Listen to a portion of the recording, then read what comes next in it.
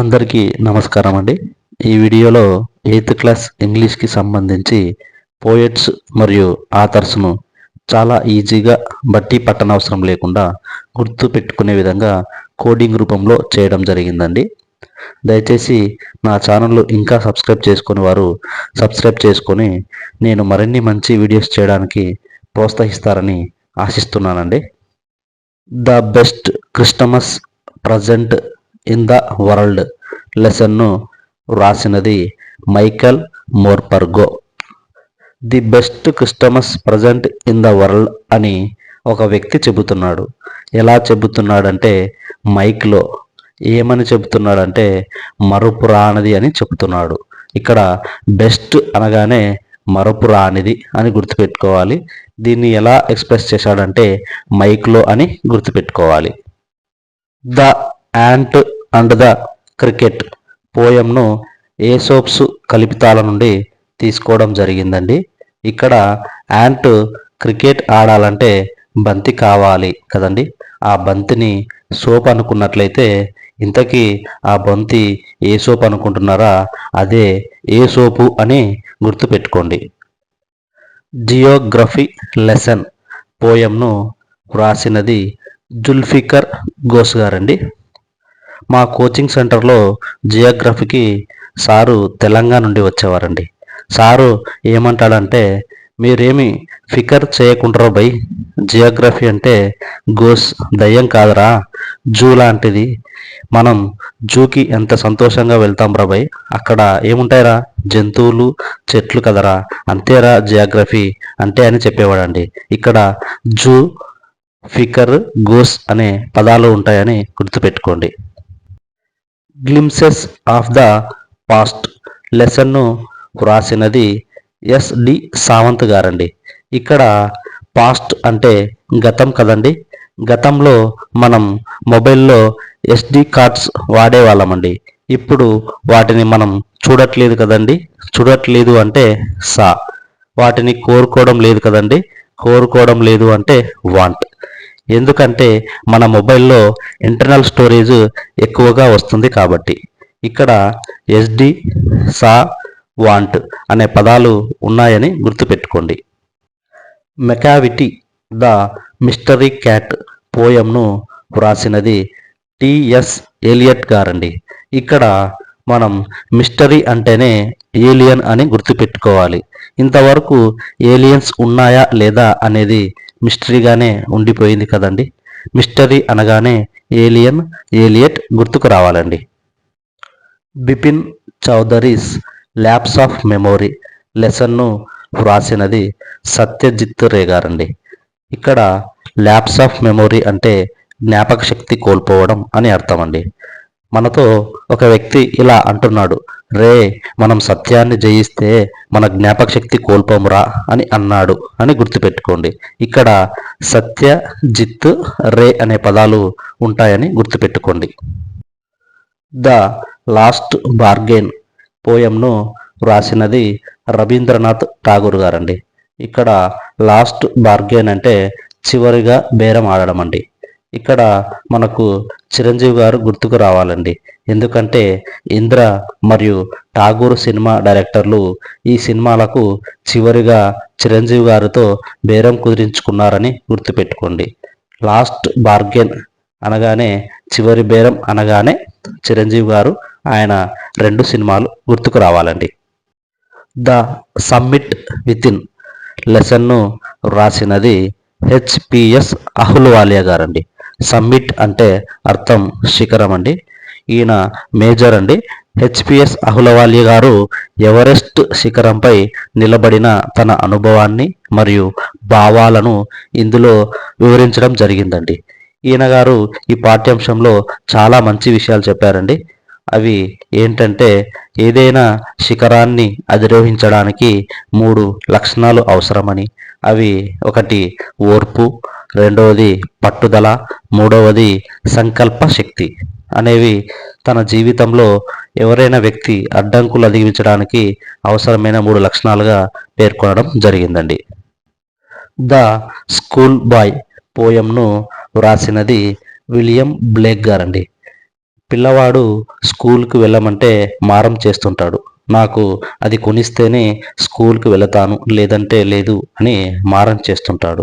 ఇక్కడ వీడు బైక్ కావాలని అడిగాడు. అది ఇస్తే స్కూల్కి వెళ్ళడానికి విల్లింగ్ అవుతానని చెప్పాడని గుర్తుపెట్టుకోండి. ఇక్కడ విల్లింగ్ అంటే విలియం అని, బైక్ అంటే బ్లేక్ అని గుర్తుపెట్టుకోండి.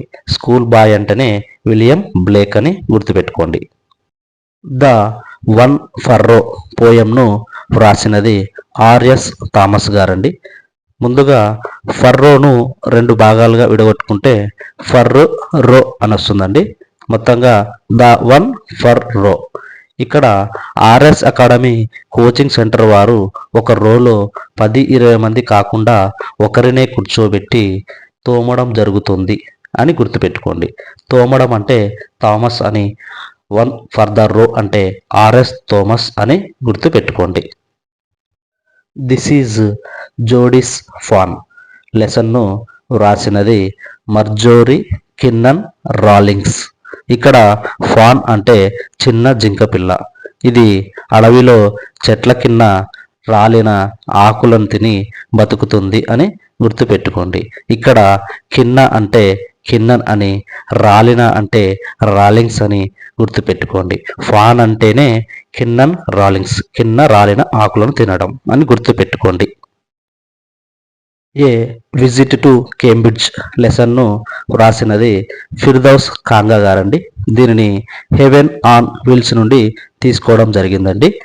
కేంబ్రిడ్జ్ని విజిట్కి వచ్చేటప్పుడు కేంబ్రిడ్జ్ వారు ఏమంటారంటే, మళ్ళీ రండి, ఈసారి కన్నెగా చూసి వెళ్ళండి అంటారు. ఇక్కడ ఫిర్దౌస్ కాంగాలో కన్నెగా అంటే కాంగా అని, ఫిర్దౌస్లో 2 పదాలు ఉన్నాయండి. ఫిర్ ఆవోస్.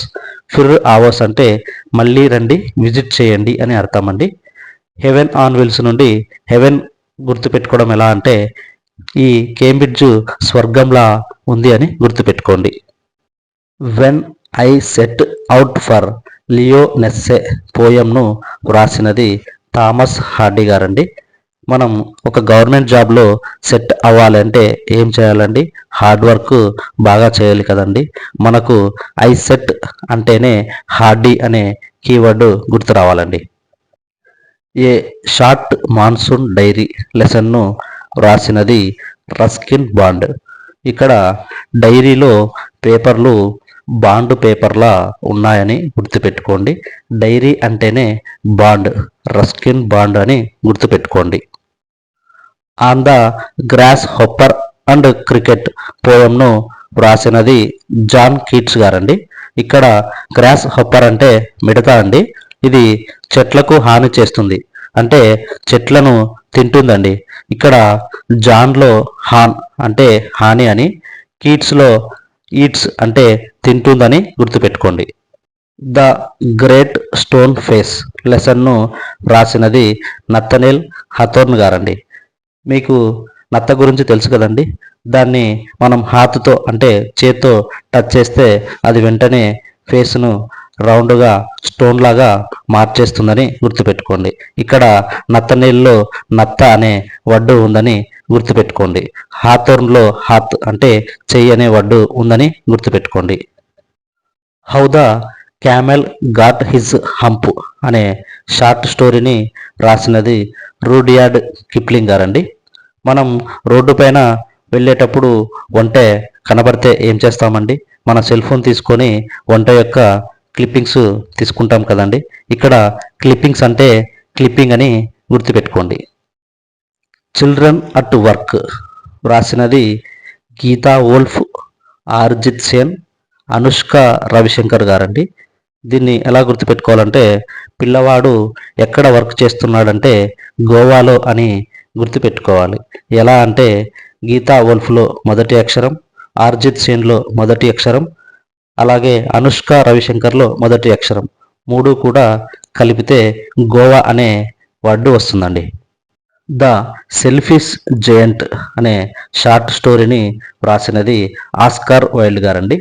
ఇక్కడ మనం సెల్ఫిష్ అనే పదం తీసుకున్నట్లయితే సెల్ఫిష్ కలిగిన వ్యక్తి తన కారులో ఒక్కడే ఎవరిని తీసుకోపోకుండా వైల్డ్ లైఫ్ శాంక్చురీస్ చూసి వస్తాడని గుర్తుపెట్టుకోండి. ఇక్కడ ఆస్కార్లో కార్ అనే వర్డ్ ఉందండి. వైల్డ్ లైఫ్ శాంక్చురీ అనుకుని గుర్తుపెట్టుకోండి. ప్రిన్సెస్ సెప్టెంబర్ అనే షార్ట్ స్టోరీని వ్రాసినది సోమర్సెట్ మాగం గారండి. దీన్ని ఎలా గుర్తుపెట్టుకోవాలంటే సఖీ మూవీలో సెప్టెంబర్ మాసం అనే సాంగ్ ఉంటుందండి. ఇక్కడ మాఘం మాసం అని గుర్తుపెట్టుకోవాలండి. ద ఫైట్ షార్ట్ స్టోరీని వ్రాసినది రస్కిన్ బాండ్ గారండి. ఫైట్స్ ఉన్న సినిమాలు ఎక్కువగా జేమ్స్ బాండ్ గారు తీశారని గుర్తుపెట్టుకోండి. ఇక్కడ ఫైట్ అంటేనే బాండ్, రస్కిన్ బాండ్ అని గుర్తు రావాలండి. ద ఓపెన్ విండో రాసినది హెచ్హెచ్ మన్రో గారండి. అతని కలం పేరు సఖి అండి. మామూలుగా ప్రేమించే అమ్మాయిని సఖి, ప్రేయసి అని అంటుంటారు కదండి. ఒక అబ్బాయి తన ఎదురింటిలో ఉన్న అమ్మాయిని ప్రేమిస్తున్నాడు అనుకోండి. ఆ అమ్మాయి ఎప్పుడెప్పుడు బయటకు వస్తుందా అని తనని చూద్దామా అని తన ఇంట్లో ఉన్న విండో ఓపెన్ చేసి సఖీ కోసం ఎదురు చూస్తుంటాడని గుర్తుపెట్టుకోండి. హెచ్హెచ్ మన్రోలో హెచ్ అంటే హోము, హౌస్ అంటే హోము, రెండింటికి కూడా విండో ఉంటుందని గుర్తుపెట్టుకోండి. జిలేబీస్ రాసినది అహ్మద్ నదీం కాస్మి. ఇక్కడ జిలేబీ పాఠ్యాంశంలో మున్నా అనే బాలుడు స్కూల్ ఫీజు కట్టడానికి 4 కాసులు తీసుకొని వెళ్తాడు. కాసులు అంటే డబ్బులు. కానీ వాటితో స్కూల్ ఫీజు కట్టకుండా జిలేబీలు తింటాడు. ఇక్కడ కాసులు అంటే కాస్మి అని గుర్తుపెట్టుకోండి. ద కామెట్ 1, ద కామెట్ 2 రాసినది జయంత్ నరళీకర్ గారండి. కామెట్ అంటే తోకచుక్క అని అర్థం అండి. ఆకాశంలో తోకచుక్కలు అప్పుడప్పుడు రాలి కింద పడతాయని గుర్తుపెట్టుకోండి. ఇక్కడ నరలీకర్లో రాలి అనే కీవర్డ్ ఉందని గుర్తుపెట్టుకోండి. థ్యాంక్స్ ఫర్ వాచింగ్ అండి. అలానే నా ఛానల్ని లైక్ చేసి, షేర్ చేసి, సబ్స్క్రైబ్ చేసుకోండి.